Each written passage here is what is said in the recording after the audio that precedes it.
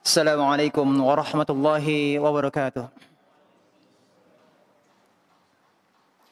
Innal hamdalillah nahmaduhu wa nasta'inuhu wa nastaghfiruh wa na'udzu billahi min shururi anfusina min sayyiati a'malina may yahdihillahu fala mudilla lahu wa may yudlil fala hadiya lahu. Wa asyhadu an la ilaha illallah wahdahu la syarika lahu wa asyhadu anna Muhammadan 'abduhu wa rasuluh. Allahumma shalli wa sallim ala nabiyyina Muhammad wa ala alihi wa ashabihi wa man tabi'ahum bi ihsanin ila yaumiddin. Amma ba'd. Bapak-bapak, ibu-ibu, ikhwati billah dan para pemirsa Najiyah TV dimanapun Anda berada, a'azzanallahu wa iyyakum. Alhamdulillahirabbil alamin. Alhamdulillahilladzi bi ni'matihi tatimmus shalihat. Kesempatan yang berbahagia ini, alhamdulillah, nikmat dari Allah Subhanahu wa taala, kita masih diberikan kesempatan untuk duduk bersama dalam majlis yang mulia ini guna melanjutkan pembahasan kita, membahas kitab tauhid, yang pada kesempatan ini yang akan kita pelajari bersama adalah tentang ma jaa'a fi tanjim. Ma jaa'a fi tanjim, yakni bab tentang ilmu nujum atau perbintangan. Akhwati billah rahimakumullah, penulis yakni Syekh Muhammad bin Abdul Wahhab rahimahullah taala tidak menyebutkan pada babnya bahwa pembahasan tentang tanjim, ilmu nujum ini adalah minasyirki, termasuk syirik. Apa sebab? Karena ilmu perbintangan ada yang diperbolehkan dan ada yang tidak diperbolehkan. Jadi ilmu perbintangan itu terbagi menjadi dua. Ya, ada yang diperbolehkan, ada yang tidak diperbolehkan. Yang pertama adalah ilmu ta'thir. Ilmu ta'thir, at-ta'thir.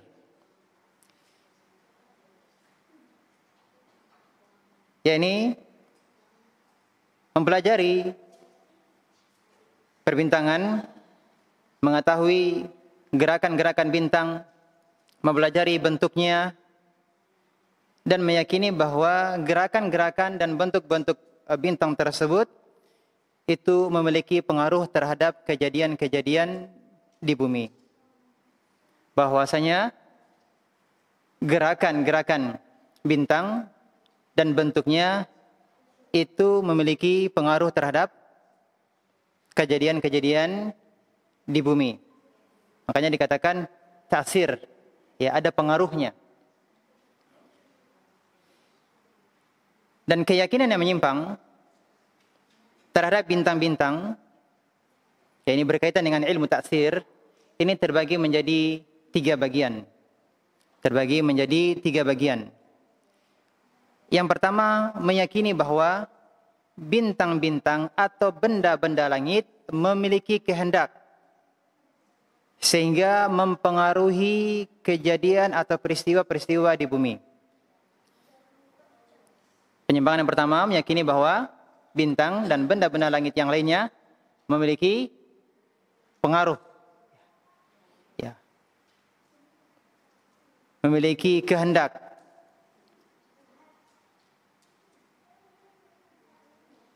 Dan orang yang meyakini hal tersebut, bahwasanya bintang dan benda-benda langit lainnya punya kehendak dan dapat memberikan pengaruh terhadap kejadian-kejadian di bumi, maka orang yang meyakini hal tersebut dihukumi kafir.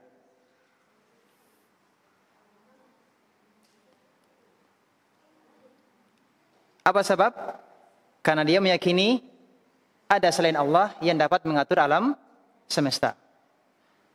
Padahal Allah telah mengatakan, wasyamsa wal qamara wan nujuma musakhkharatin bi amrih. Matahari, bulan, bintang, semuanya tunduk dengan perintah Allah Subhanahu wa taala. Jadi bukan dengan sendirinya bintang tersebut dapat memberikan pengaruh.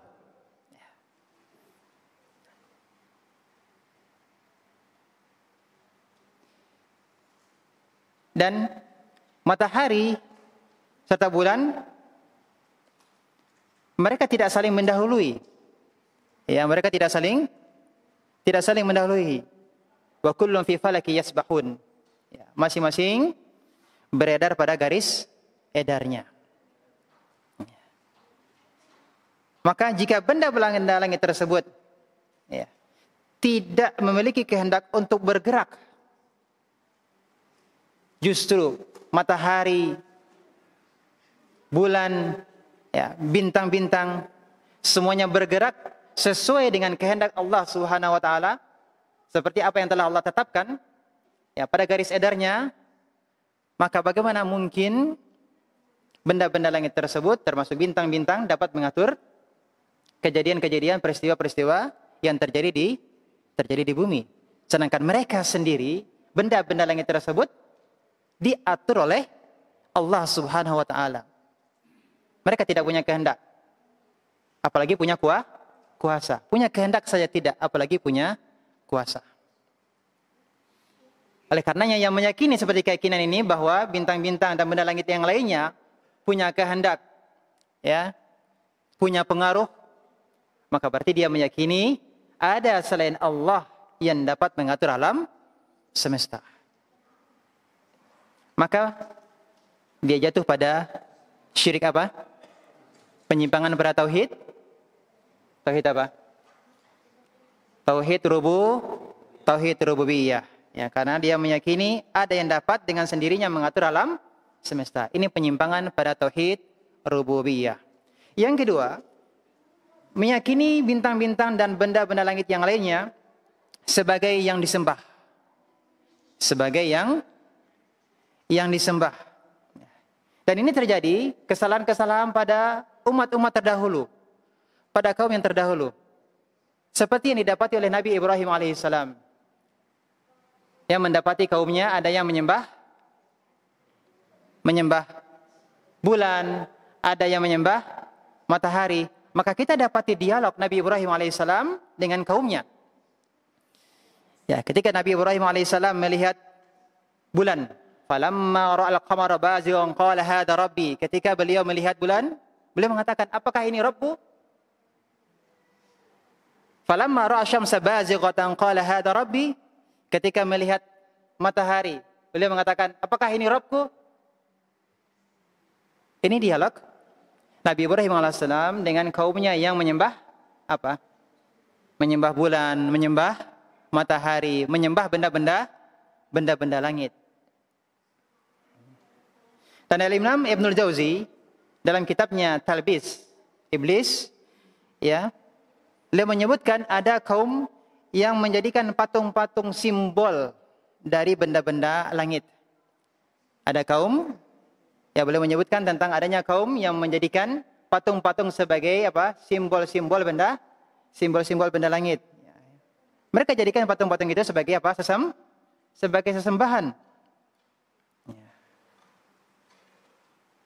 Dan falasifah Yunani juga meyakini bahwa benda-benda langit punya apa?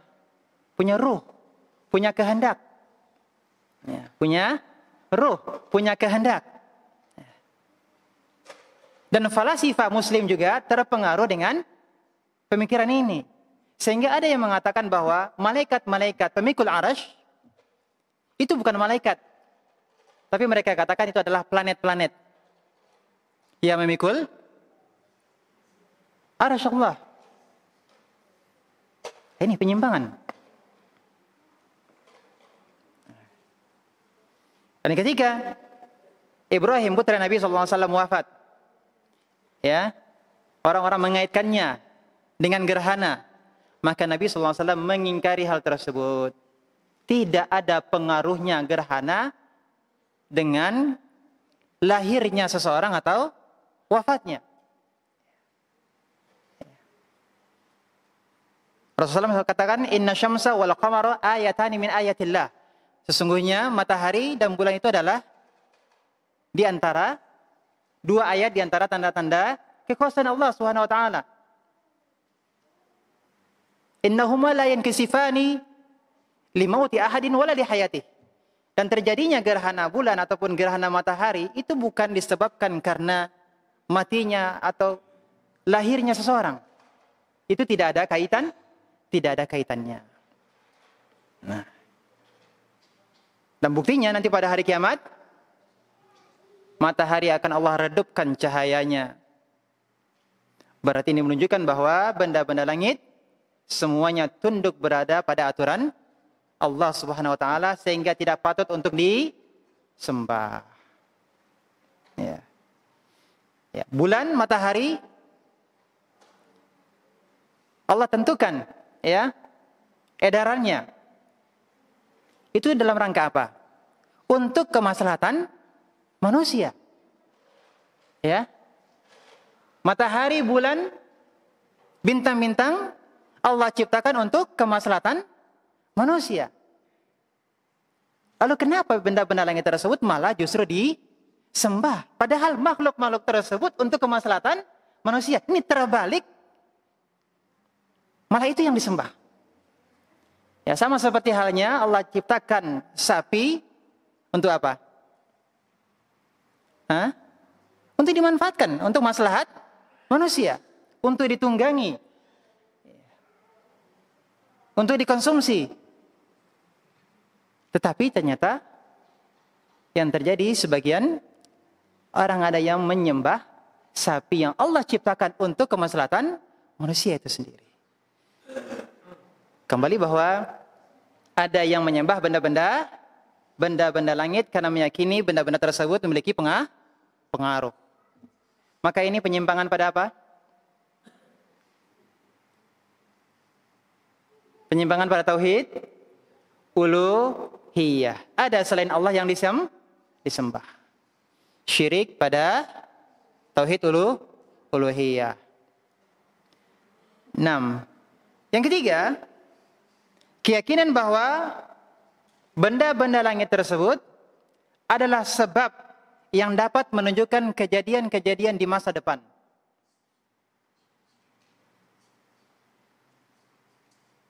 Benda-benda langit tersebut menjadi sebab, menjadi petunjuk terkait dengan perkara gaib di masa datang. Ya, terbit tenggelamnya bintang, ya. Bentuk-bentuk bintang itu dijadikan sebagai petunjuk tentang perkara gaib, menjadi sebab ya tentang kejadian-kejadian di masa depan. Dan ini berkaitan dengan apa? Ini berkaitan dengan perdukunan dan sihir. Ini terkait dengan perdukunan dan sihir. Maka ilmu nujum yang terkait dengan hal ini juga ada kaitannya dengan apa? Ilmu perdukunan dan sihir. Nah, ini jelas-jelas. Sudah kita pelajari pada pertemuan yang lalu tentang macam-macam sihir. Tentang macam-macam sihir. Rasulullah SAW bersabda, "Man yaktabasa syu'batan minan nujum, faqad qatabasa syu'batan minas sihir." Siapa yang mempelajari sebagian dari ilmu nujum, maka dia telah mempelajari bagian dari sihir. Zada mazada. Semakin dia mempelajari ilmu nujum, yakni ilmu taksir, semakin bertambah ilmunya tentang ilmu sihir. Nah. Jadi kesyirikan itu juga bertingkat-tingkat. Dan para ulama mengatakan bahwa siapa yang membaca ramalan bintang itu sama hukumnya seperti dia mendatangi dukun. Apa hukumnya orang yang mendatangi dukun? Orang yang membaca ramalan bintang, dia pengen tahu, sekedar pengen tahu. Maka sholatnya tidak diterima selama 40 hari. Sholatnya tidak diterima selama 40 hari. Itu baru mendatanginya saja. Baru membaca ramalan. Ramalan berbintangan.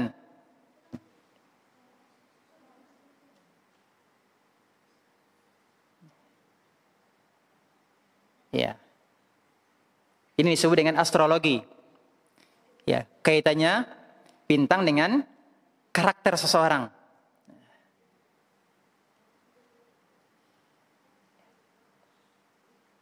Dan ini tidak ilmiah. Yang ilmiah itu adalah astronomi. Makanya dibedakan astrologi dari astronomi. Ada orang yang mengatakan itu astrologi itu adalah astronomi. Tapi sebenarnya berbeda.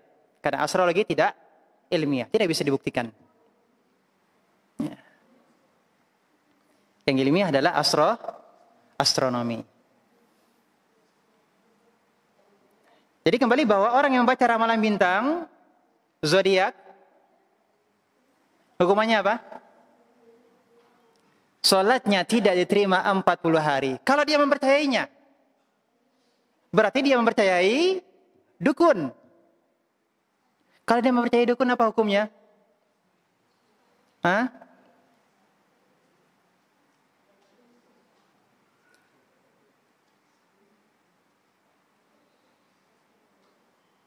Dia mempercayai ada orang yang mengetahui tentang perkara yang gaib.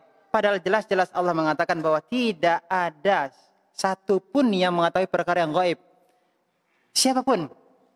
Yang di langit maupun yang di bumi. Qul la ya'lamu ma fis samawati wal ardil ghaiba illallah. Katakan, tidak ada yang di langit maupun yang bumi yang mengetahui perkara gaib illallah, kecuali Allah.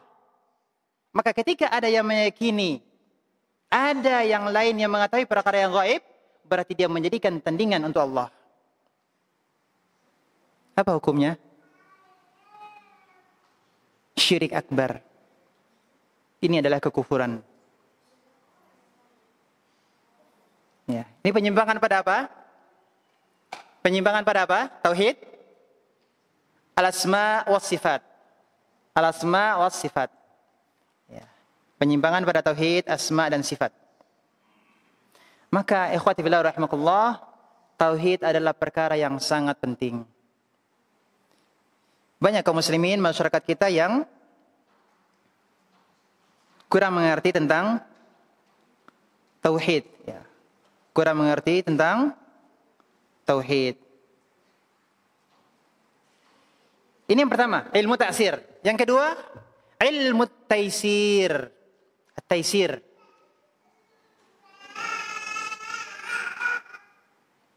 Ya, mempelajari lokasi letak bintang dalam rangka untuk mengetahui apa? Untuk mengetahui arah atau musim tertentu.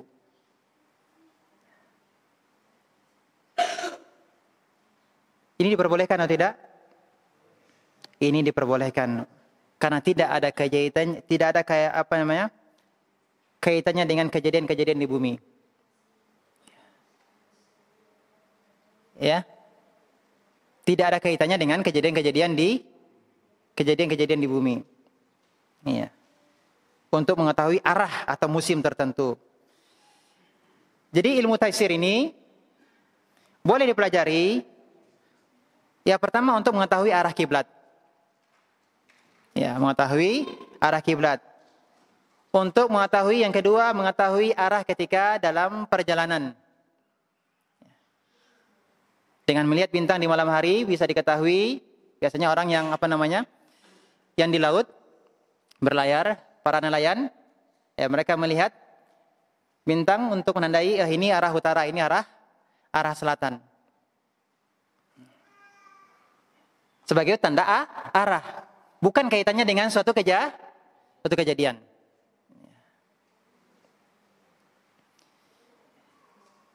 Atau juga di malam hari untuk menandai waktu. Kalau kita malam hari bisa melihat jam. Sekarang jam berapa sekarang? Jam 1. Atau jam 3 dini hari. Atau sebentar lagi masuk waktu subuh. Kalau orang dahulu mengetahuinya dari mana? Melihat bintang. Ya, melihat pergerakan bintang. Oh, sekarang ada tengah malam. Oh, sekarang sepertiga terakhir. Ini boleh? Boleh. Penanda waktu ini boleh. Atau mengetahui musim-musim tertentu. Ya. Adanya bintang ini menunjukkan musim semi, musim gugur, musim dingin, musim panas. Penanda waktu. Ya, penandamu musim. Ini boleh atau tidak? Ini boleh.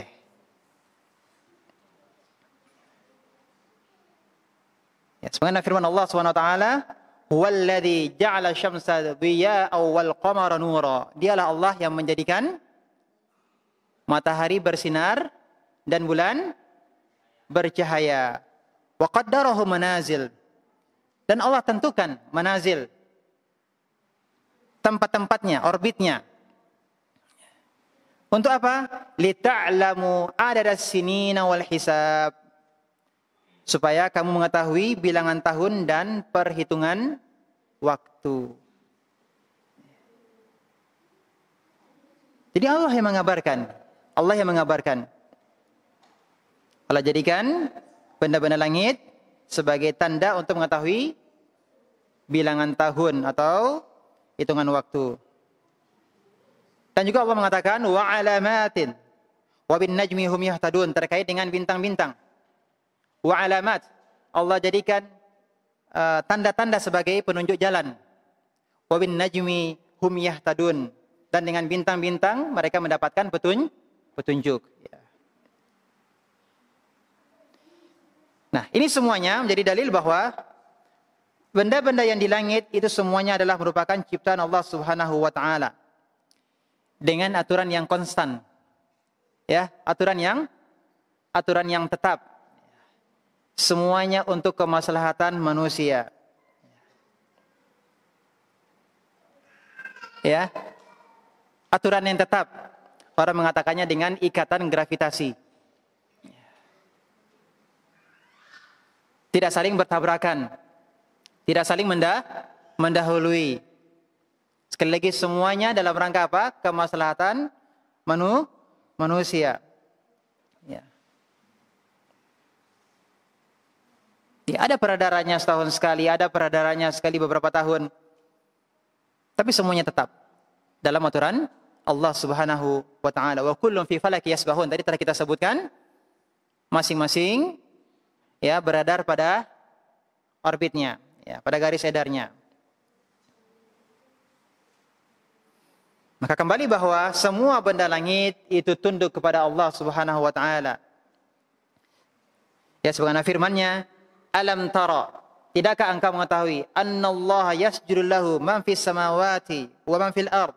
Bahwasanya apa-apa yang ada di langit maupun ada yang di bumi semuanya sujud kepada siapa? Kepada Allah. Wasyamsu wal qamar, demikian juga matahari dan bulan sujud kepada Allah. Wan nujum, demikian juga bintang-bintang. Wal jibal wasyajar, ya, gunung dan pohon sujud kepada Allah Subhanahu wa taala. Wad dawabu wa katsirun minan nas, demikian juga benda-benda melata dan kebanyakan manusia sujud kepada Allah Subhanahu wa taala.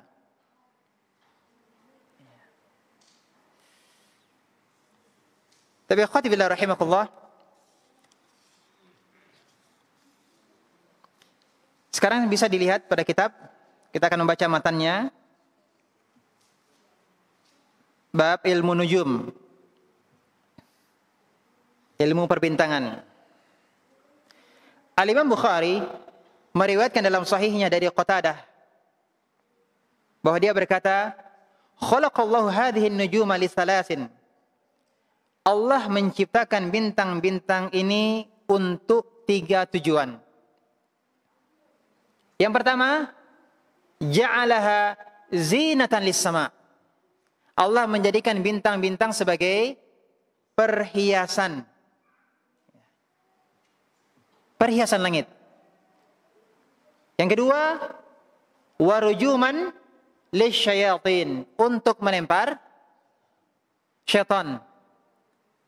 Setan mana yang dilempar? Karena setan itu ada dari kalangan jin dan manusia. Setan mana yang dilempar? Nah, jin. Wa alamatin yuhtada biha, dan sebagai tanda untuk penunjuk arah. Faman ta'awwala fiha bighairi dzalika akhta'a, maka barang siapa yang berpendapat selain dari hal tersebut, selain dari 3 tujuan penciptaan tadi yang telah disebutkan oleh Qatadah, berarti dia akhta'a, telah melakukan kesalahan. Wa adha'a nasibahu, dan menyia-nyiakan nasibnya. Wa takallafa ma la ilma lahu bih, serta membebani dirinya dengan hal di luar batas kemampuannya. Ilmunya tidak akan sampai, dia tidak akan mengetahuinya. Tapi akhwati fillah rahimakallah, Qatadah, yakni Qatadah bin Da'amah As-Sadusi, ahadut tabi'in, salah seorang tabi'in, menyebutkan, beliau membatasi bahwa hikmah penciptaan bintang-bintang itu ada 3. Yang pertama apa tadi? Zinatan lis sama, sebagai penghias langit. Sebagaimana firman Allah Subhanahu wa taala, "Wa laqad zayyana as-samaa'a ad-dunya bimasabih." Ya, dan sungguh kami telah menghiasi langit dengan bintang-bintang. Ini dalil bahwa hikmah penciptaan bintang diantaranya adalah sebagai penghias langit. Dan ini juga sekaligus menjadi dalil adanya sang pencipta. Kenapa?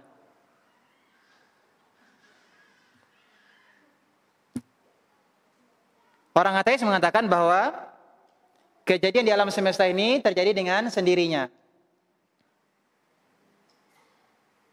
Dengan ayat ini bisa kita jadikan sebagai bantahan. Apa yang mereka katakan itu salah.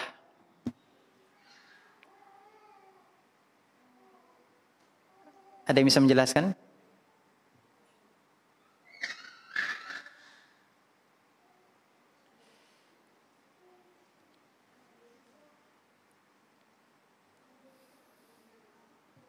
Ini menjadi dalil bahwasanya ada Tuhan pencipta. Alam semesta ini tidak terjadi dengan, atau tidak ada dengan sendirinya. Allah katakan bahwa Allah menciptakan langit dan Allah kemudian ciptakan bintang-bintang sebagai penghiasnya.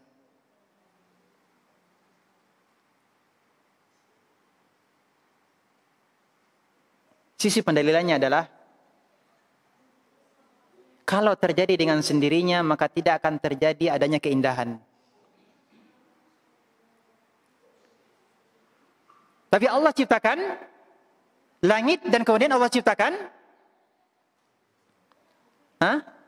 keindahannya dengan apa? Dengan bintang-bintang. Lihatlah, Allah ciptakan laut. Kemudian Allah jadikan laut itu indah. Lihatlah Allah jadikan manusia. Kemudian Allah jadikan manusia itu indah. Lihatlah Allah ciptakan hewan-hewan, tumbuh-tumbuhan. Dan Allah jadikan hewan-hewan, tumbuh-tumbuhan indah atau tidak? Indah. Kalau segala sesuatunya terjadi dengan sendiri, maka keindahan itu tidak akan ada. Jadi Allah menciptakan makhluk dan Allah juga menciptakan keindahan pada makhluknya. Allah ciptakan langit dan Allah jadikan langit itu indah. Bisa dipahami? Nah, mudah-mudahan bisa dipahami. Yang kedua, hikmah penciptaan bintang adalah rujuman li syayatin, ya, sebagai pelempar syaitan, maksudnya adalah jin. Sebagaimana firman Allah Subhanahu wa taala, "Wa anna lamasna as-samaa'a", dan sesungguhnya kami jin, ya, telah mencoba mengetahui rahasia langit. Ini perkataan jin, persaksian jin.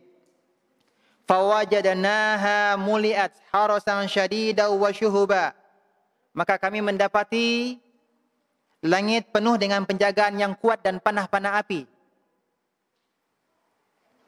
Wa anna kunna naq'udu minha maq'ida lis-sam'i. Dan sesungguhnya kami dahulu dapat menduduki beberapa tempat di langit untuk mencuri-curi kabar berita, mendengar berita langit. Itu dahulu. Adapun sekarang, faman yastami'il ana yajid lahu shihaban rasada. Nah, sekarang kalau ada yang mencoba-coba untuk mencuri-curi kabar dari langit, maka dia pasti akan menjumpai panah-panah api yang mengintai, yang akan membakarnya.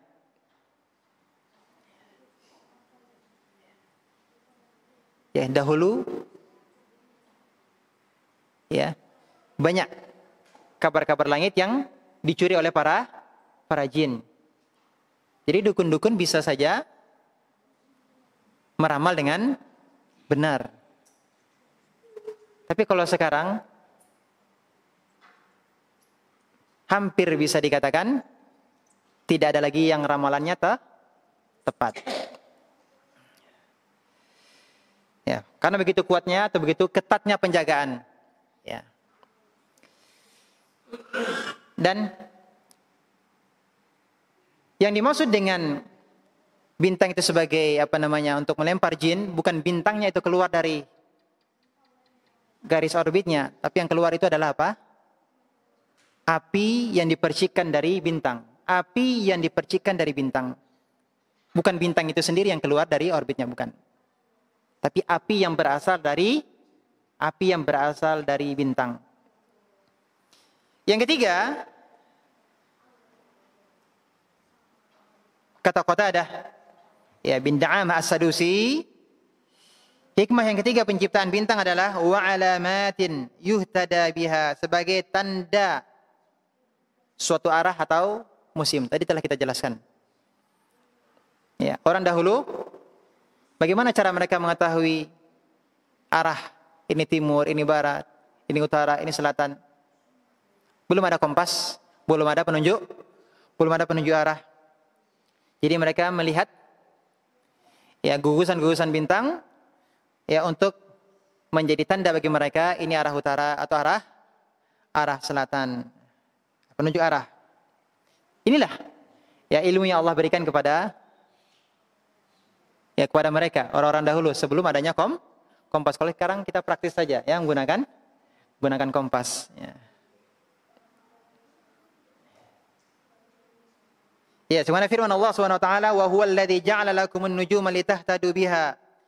Dialah Allah yang menjadikan bagi kalian bintang-bintang agar kalian menjadikannya sebagai petunjuk fi zulumatil barri wal bahr.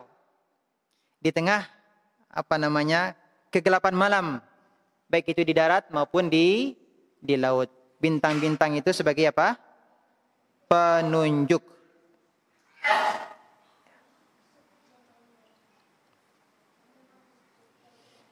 Nah, kembali bahwa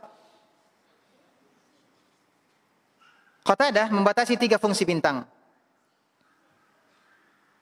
Dan beliau mengatakan atau beliau berpendapat selain dari 3 tujuan penciptaan bintang-bintang tersebut, kalau ada yang berpendapat selain dari 3 fungsi tersebut, maksudnya di sini adalah ilmu ta'sir. Ilmu ta'sir yang dimaksud oleh Qatadah adalah ilmu ta'sir, maka dia telah akhta'a, melakukan kesalahan, ya. Wa'dha'a nasibahu, dan menyia-nyiakan nasibnya. Apa yang dimaksud dengan menyia-nyiakan nasibnya? Tidaklah ada orang yang menyia-nyiakan semua nasibnya, maksudnya adalah kebaikan. Dia tidak mendapatkan kebaikan sama sekali di akhirat. Tidaklah yang menyia-nyiakan nasibnya sama sekali, yang tidak mendapatkan kebaikan sama sekali, melainkan siapa? Orang kafir. Ya, dengan demikian, maksud dari Qatadah rahimahullah ta'ala adalah siapa yang mempelajari ilmu ta'sir, maka berarti dia telah apa? Kafir. Bisa dipahami?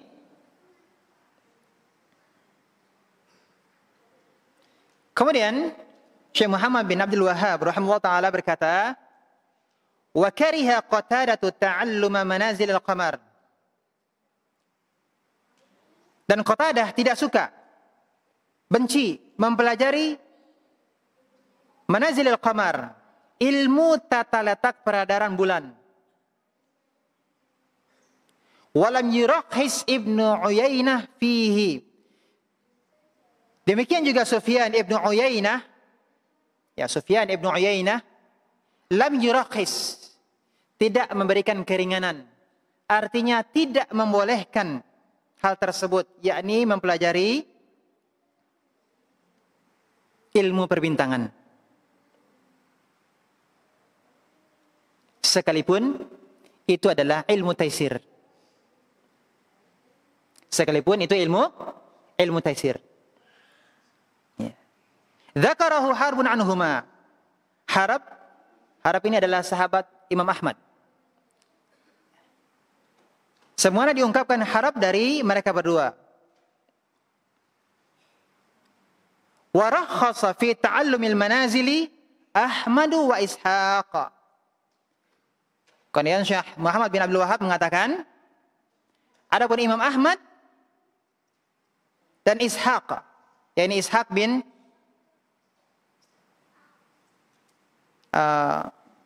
Rohawaih, ya. Ishaq bin Rohawaih membolehkan untuk mempelajari ilmu tata letak peredaran bintang, bulan. Ya. Memperbolehkannya.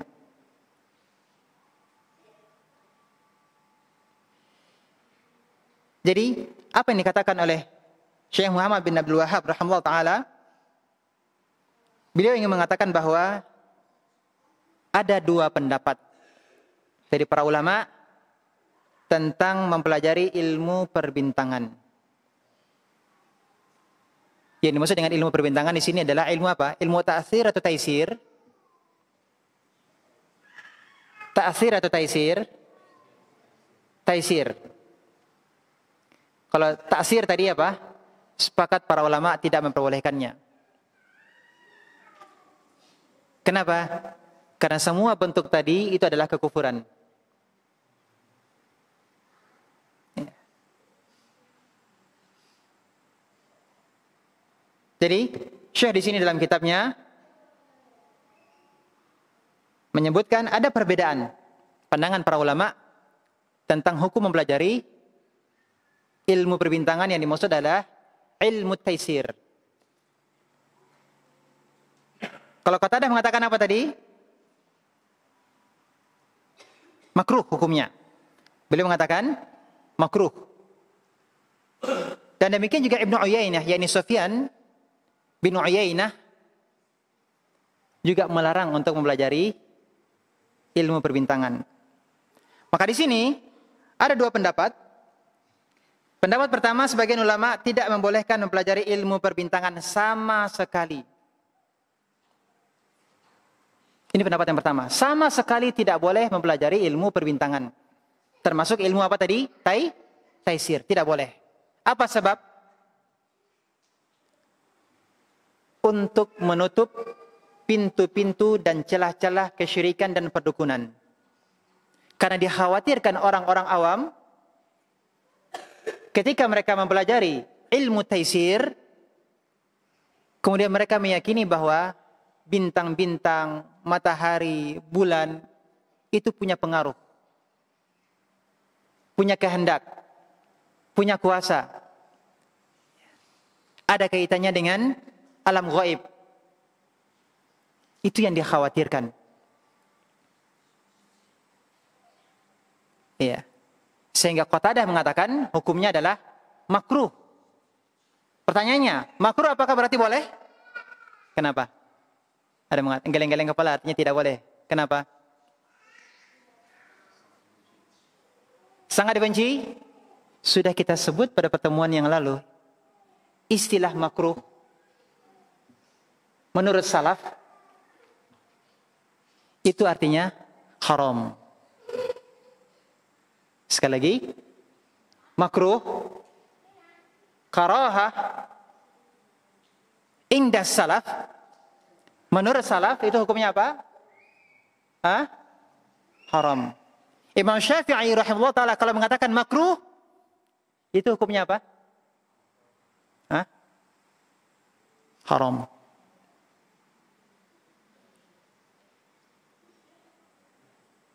Jadi al-Imam di sini perkataan Ibnu Uyainah, Sufyan Ibnu Uyainah, demikian juga Qatadah, melarang untuk mempelajari segala bentuk ilmu perbintangan. Dalam rangka apa? Menutup pintu celah perdukunan dan kesyirikan. Sudah masuk waktu salat? Nah, fadhal, silakan gunakan adzan.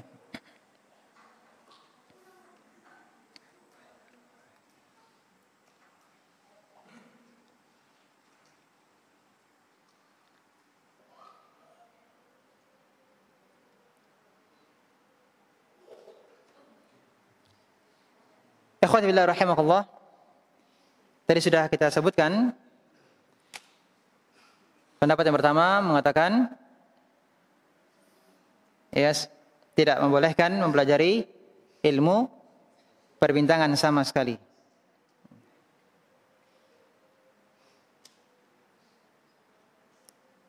Pendapat yang kedua, seperti yang disebutkan oleh Syekh Muhammad bin Abdul Wahhab rahimahullah ta'ala, bahwa Al-Imam Ahmad dan Imam Ishaq memberikan keringanan, membolehkan mempelajari ilmu tata letak peredaran bulan. Boleh mempelajari tentang ilmu perbintangan. Apa sebab? Karena bermaslahat untuk manusia. Sebagai penunjuk arah, sebagai penunjuk waktu.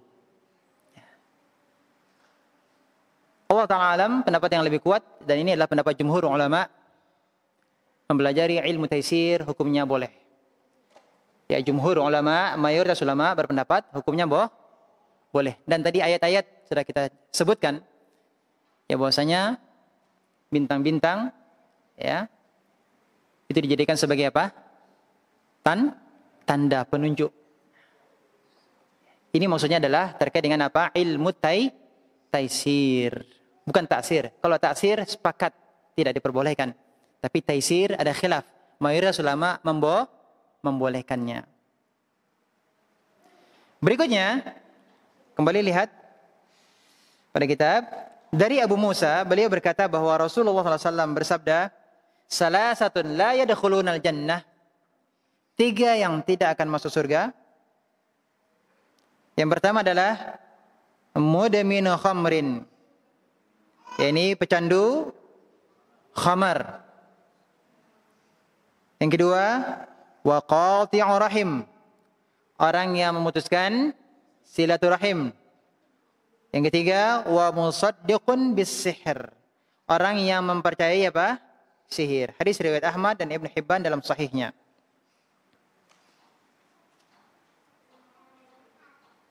Ada berapa yang disebutkan dalam hadis ini? Yang tidak masuk surga?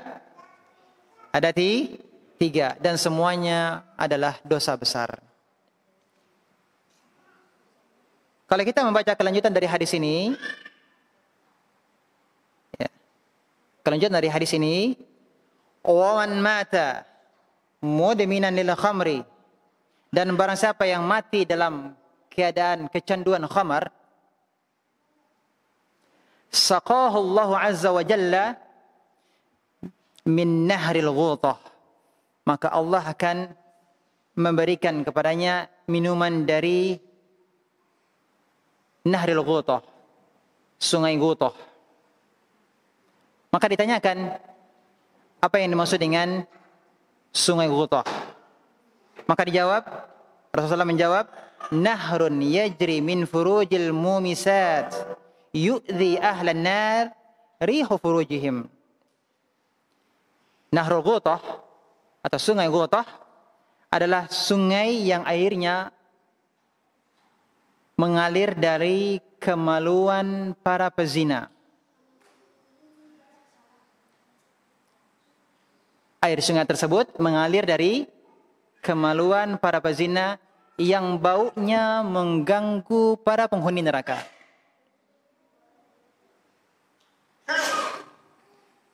Itulah yang akan diminum oleh pecandu khamar.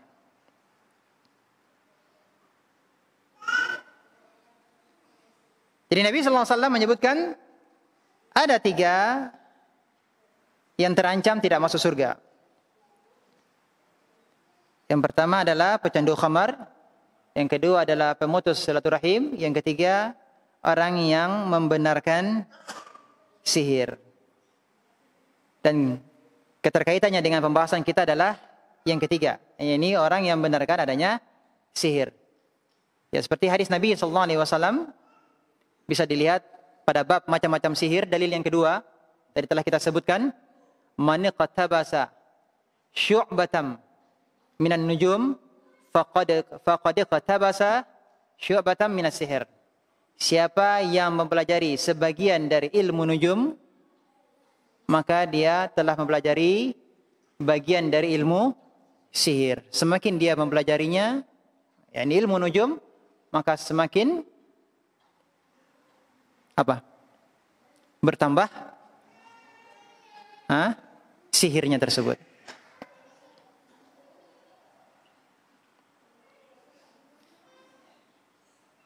Nah, di dalam hadis ini dikatakan la yadkhulunal jannah, mereka tidak masuk surga. Terhalang dari masuk surga. Pecandu khamar terhalang dari masuk surga. Berarti apakah kekal di neraka? 3 orang yang tidak akan masuk surga, la yadkhulunal jannah, tidak masuk surga. Apakah maknanya pecandu khamar kafir? Tidak. Dosa besar? Iya. Dan keyakinan Ahlussunnah wal Jamaah, pelaku dosa besar berkesempatan untuk diampuni Allah Subhanahu wa taala. Nah, di dalam hadis ini disebutkan la yadkhulunal jannah, tidak masuk surga. Maksudnya apa?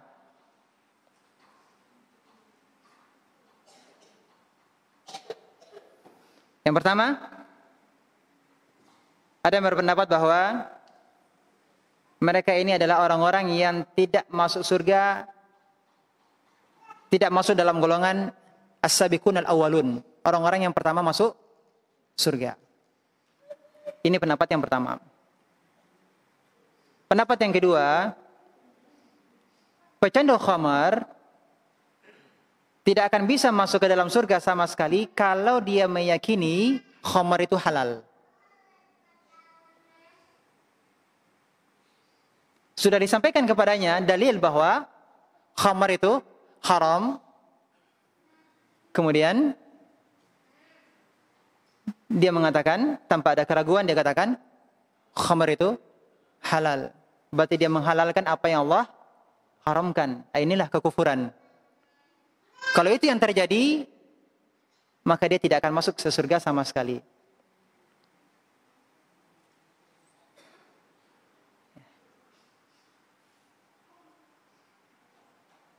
Pendapat yang lain mengatakan bahwa dikatakan tidak masuk surga di sini itu lebih membuat takut, lebih mengena, ungkapan yang lebih mengena dibandingkan dengan mengatakan masuk neraka.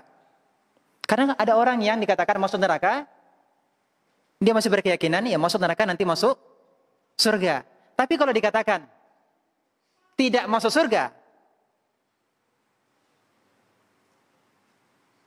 nah, ini lebih mengena, lebih membuat takut. Tetapi kalau bagian yang ketiga, yang membenarkan musaddiqan bisihr, yang membenarkan sihir, ini jelas hukumnya apa? Kafir. Tidak akan masuk surga, terancam tidak masuk surga. Inilah 3 pelaku dosa besar. Yang pertama adalah orang yang kecanduan khamar. Dan orang yang kecanduan khamar,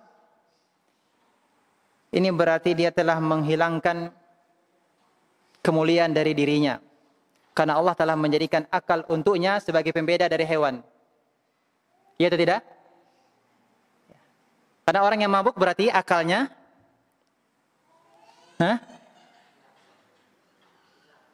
tertutup. Ya kan? Akalnya tertutup.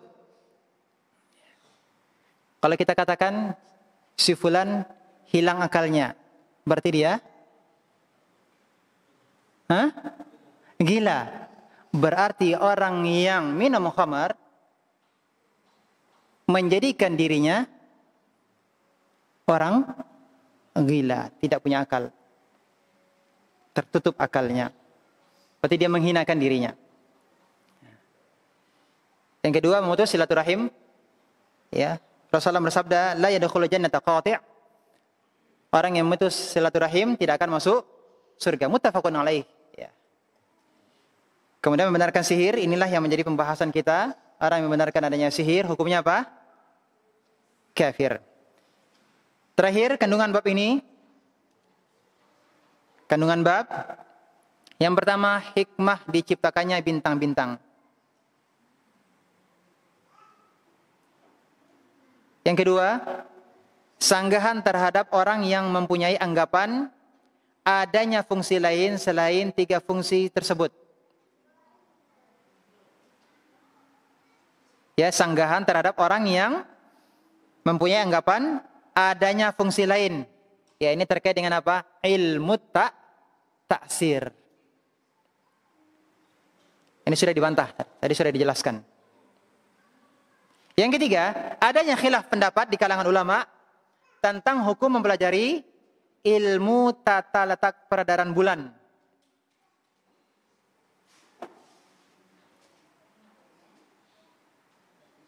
Ada khilaf di antara para ulama hukum mempelajari ilmu tasyir. Ilmu tasyir. Kalau taksir tidak ada. Ya, yang khilaf apa tadi? Ilmu tasyir. Ya, adapun ilmu taksir sepakat para ulama mengharamkannya. Yang keempat, ancaman bagi orang yang mempercayai sihir.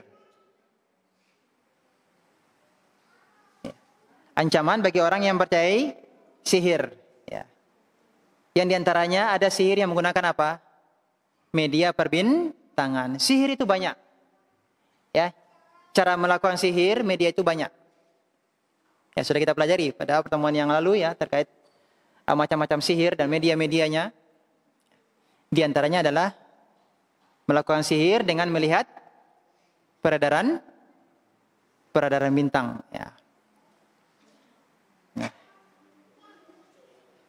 Di sini ancaman bagi orang yang percaya sihir meskipun dia mengetahui akan kebatilannya. Tapi selesai pembahasan kita tentang maja fil jim, yakni ilmu nujum perbintangan. Tidak ada pertanyaan? Alhamdulillah.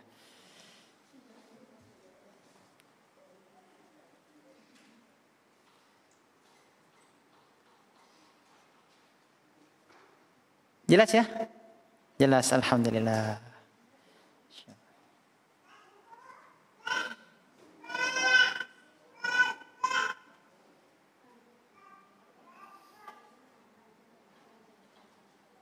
Cukup?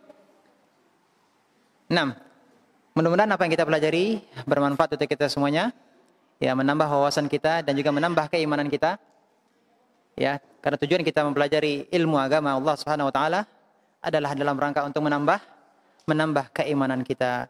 Dan semoga Allah Subhanahu wa taala melindungi kita semuanya.